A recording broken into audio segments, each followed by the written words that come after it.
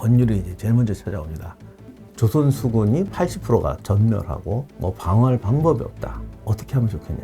이때 가장 냉정하고 현명한 대답이 뭘까? 그리고 정말 책임감 있고 천부적인 재능을 가진 사람이 하는 말이 뭘까?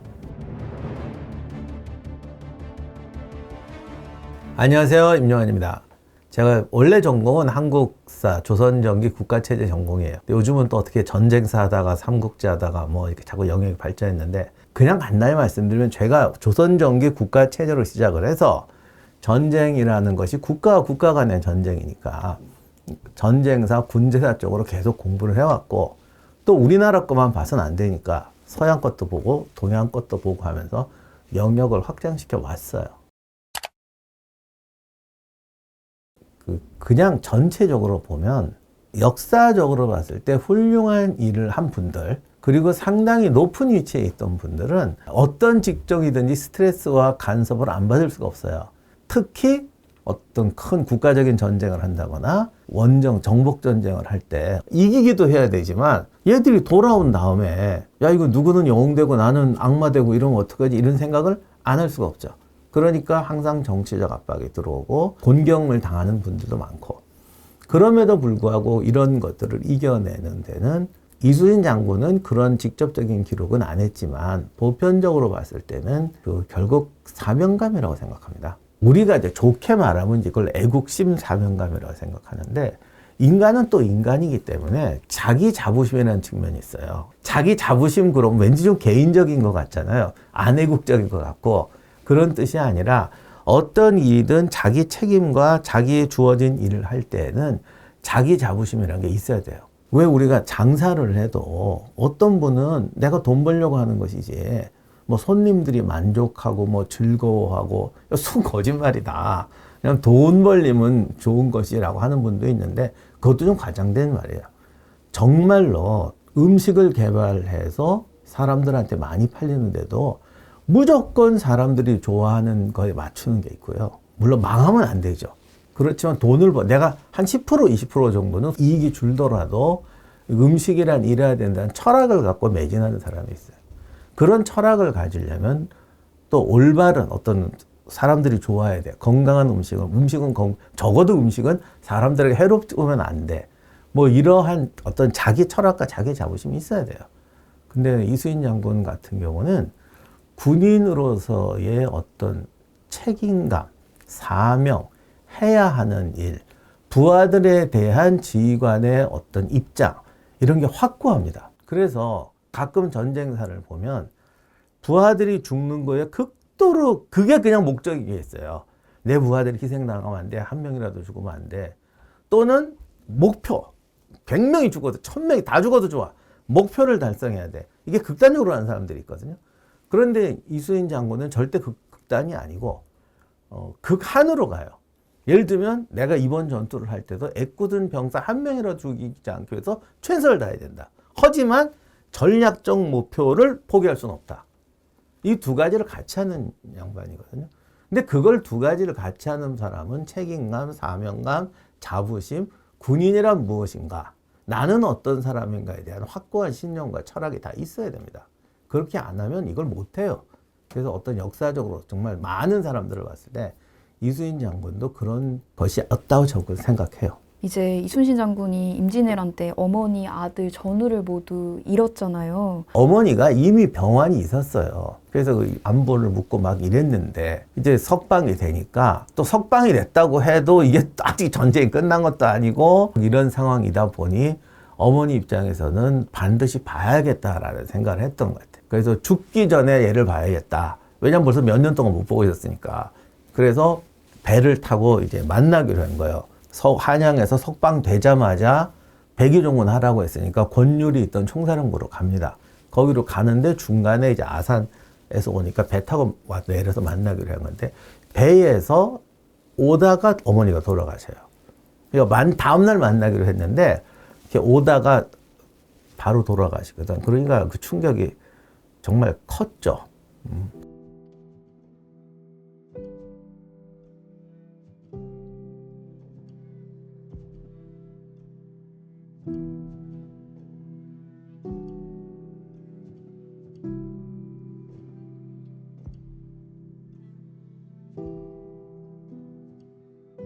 그런데 여기서 보통 사람은 멘탈이 무너지는 경우가 있잖아요. 이러는 상황인데도 그러니까 사태가 딱 벌어지면 정말 냉정하게 판단하더라고요. 정유재란이 시작되는데 그러다 보니까 정유재란을 위해서 일본서 다시 대군이 와야 되거든요. 철수했거든요.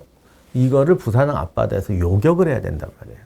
그 요격해야 된다는 것 때문에 부산항으로 나가라고 그랬던 거예요. 그러니까 그거를 요격하거나 부산항을 점령한다는 이제 두 가지 시나리오가 있었던 거지. 근데 이 과정에서 이순신 장군 입장에서는 조선군이 그 임무를 감당하기에는 수군 혼자서는 힘들다라는 이론이었고, 조정 대신들도 대부분 그렇게 생각했는데, 선조가 점점 이게 오버하기 시작하고 더욱이 정유재란이 일어난다 그러니까 너무 공포감이 컸던 것 같아요. 원균이 또 이순신 장군하고 이제 사이가 안 좋으니까 원균이 자기는 할 수 있다고 얘기를 했어요. 이렇게 하면 된다.